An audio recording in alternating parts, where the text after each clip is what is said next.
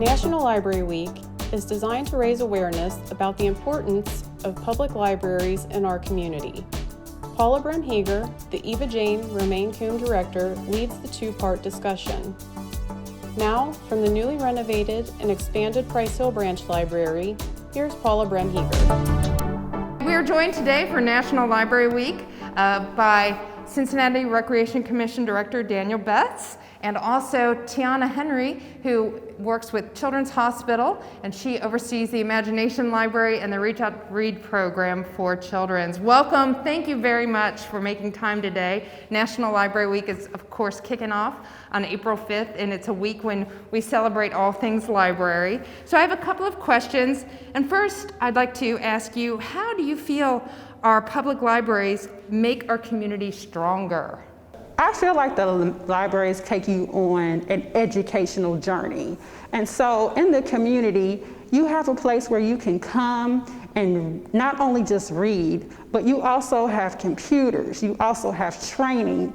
The library even offers yoga online now to children. So, I mean, this is a journey for education on everything, in everything.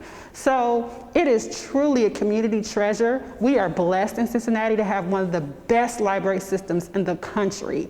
And so this is a treasure that the community uses and has, and it is so exciting to see that this library will be opening and just giving back to the community and just having wonderful things and opportunities for the community and the residents here in Price Hill. Yeah, the only thing I would just add to that, I think Tiana hit it right on the head. For me, it's about being a safe place for young people too.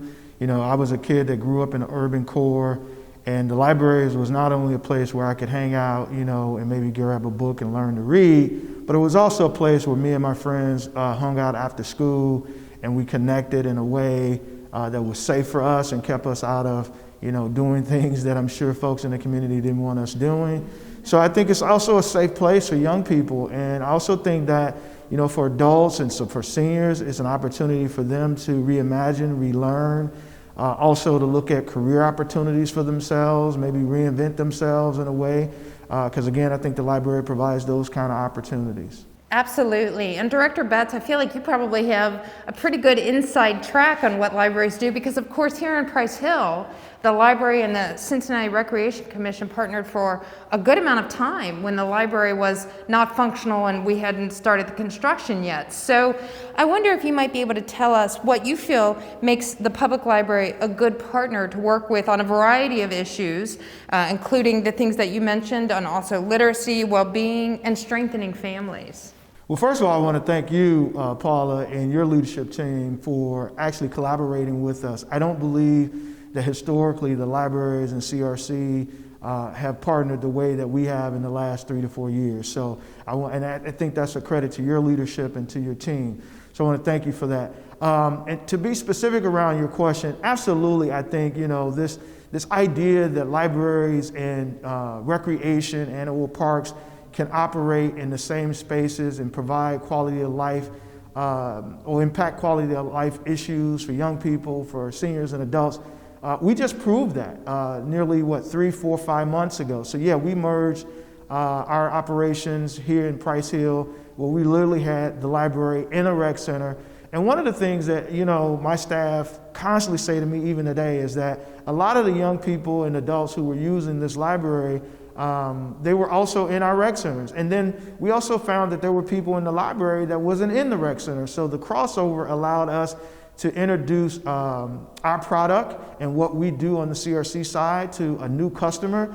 And for the libraries, I think you guys got some new customers as a result of being in a rec center. So I think there's, you know, folks across the country that, you know, obviously you are aware of this, that know that some of these operations, like a library and a parks and recreation operation, can coexist in the same space. I think we proved that. I think we'll be over here and directing some of our young people and our adults and seniors over here to the new space. By the way, it's a beautiful space. Love to get a tour of the space. But I think that, you know, this idea of coexisting, because we do serve some of the same folks in the, you know, in our community, And we also have a passion, CRC is not just about throwing a kid a basketball in the gym, that we really want to impact the holistic child, and we know by doing that, partnering with libraries and museums really makes sense for us. Absolutely, and of course, thank you to the Cincinnati Recreation Commission, who made sure that the library continued to be an anchor in the community even when the facility was, under construction and was not available. So certainly, and Tiana, you've been a great partner for us. Many of the things that Director Betts mentioned are things that I know you're aware of, and of course, the library's partnership on these outreach activities related to reading has been so valuable. So I wonder what your thoughts are on what makes a partnership really work with the library and the Children's Hospital efforts and initiatives around reading. Well, first of all, I totally agree with Director Betts. It's been your leadership, Paula, that's been very instrumental in making this partnership work. Not only is Imagination Library out in the community, but the public library came on board. Children can register there, parents can register for Imagination Library. We've partnered to have a story time virtually during this COVID and by pivoting, but in the past we've had several story times at different branches, and it's been wonderful because children are learning, they're getting books in the mail, but they're also continuing their learning journey, the educational journey that I talked about earlier. After they turn 5, they can have this wonderful library where they can continue the journey. So I think that the partnership was essential because we don't want them to stop reading because they stopped receiving books at 5. We want them to continue. And not only that, the story times teach parents great ways of reading, and the librarians model effective reading practices. So it's a wonderful partnership, and we're grateful for you and the wonderful staff at the library for having us. Absolutely, and thank you very much. You bring up a lot of what we've been talking about, that the journey toward literacy and building strong families and strong communities is a partnership that we all work on together, and it doesn't stop at the library or when books come to your house or when you're leaving the rec center. We're all in this together and really working to make sure that folks have access to those quality elements in their lives that make them feel stronger and more connected to each other and to their neighbors and their community. You mentioned the pandemic, so of course, we're here at the end, hopefully, of some of those more stringent activities around that difficult year of 2020, but we're still in the pandemic and we've all pivoted and done an awful lot. I wonder if, we can acknowledge that upheaval during the community for everybody that we serve. What are some of the ways that you can see our organizations coming together to really make sure that we're doing what we can to serve those in need? We've partnered with both of you during this time. The library has done snacks and meals. I know the rec center has done snacks and meals.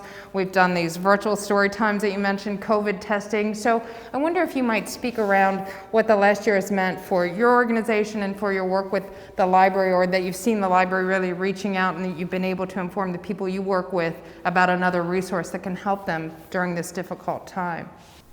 Yes, I think for us, we're going to continue to, we're constantly evolving and learning. I think, during the pandemic, we've learned a lot about who we are and how we serve Cincinnatians. Just sitting here, our relationship with Children's Hospital has been great.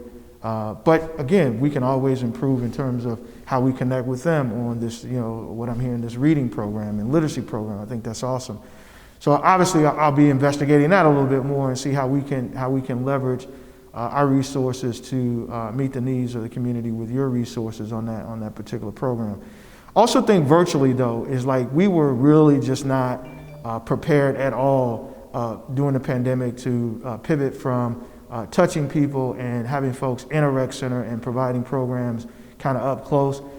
We spent a lot of time, Paula, as you know, talking to your team and other staff across the city who we felt, particularly the museums, who we felt really had an earlier entry point, if you will, before the pandemic in terms of what it meant to touch people in their living rooms, right? So I think for us, we're going to continue to grow in that area. Like we've grown tremendously around how we're activating programming in people's living room.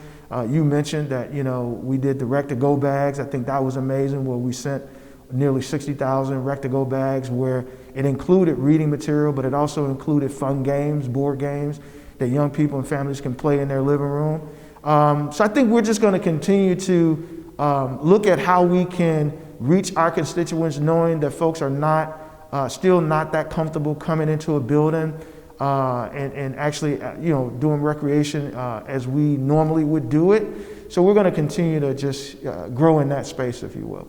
Absolutely, and I think our partnership has really pointed out to the library our need to support individuals in the digital divide, but also the larger communities. So you mentioned the museums, and we now have a position at the library that is the community technology liaison, and I believe that this is someone that the Cincinnati Recreation Commission staff have worked with to do exactly what you're saying. Help those that are wanting to enter that virtual programming space but need a little assistance as an organization, and that need really became clear when we started to work in particular with the CRC and how we needed to support that partnership. So I appreciate that very much, and that I believe is something our community will continue to be interested in. Yeah, and let me just mention too real briefly that I think in piggybacking off what you're saying, one of the things that we've done too, along with you and YMCA and museums and other partners, is we started this collaborative where we're meeting on a monthly basis and we're having these kind of conversations with all youth-serving organizations across the city.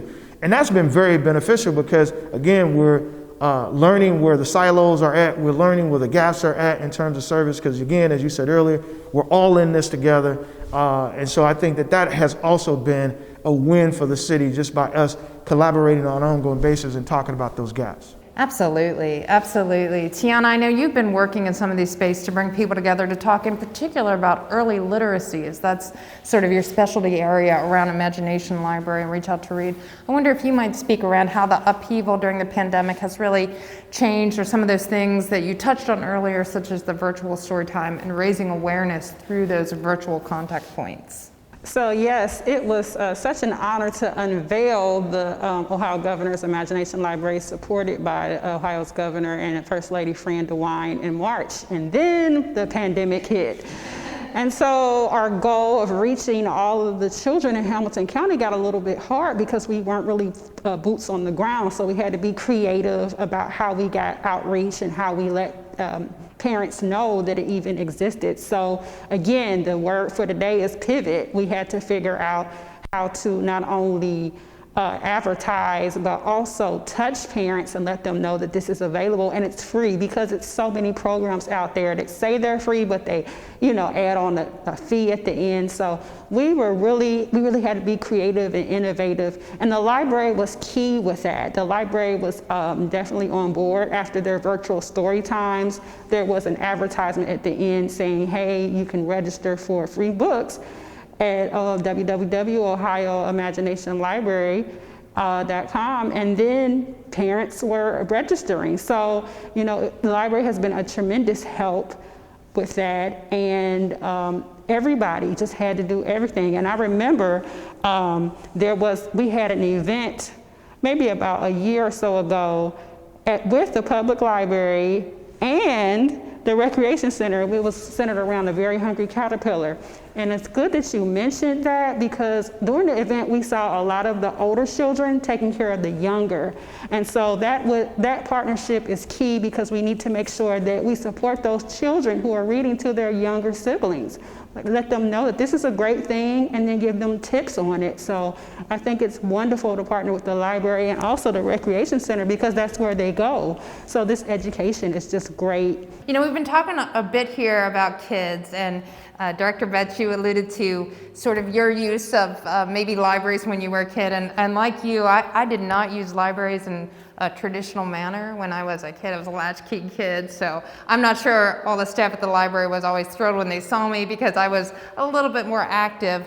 But I wonder if you might just take a quick moment to talk a little bit about how, as a student, maybe you utilize the resources of the library in some manner, or your relationship with the library when you were a kid, or maybe with your own kids and your own families as you got older.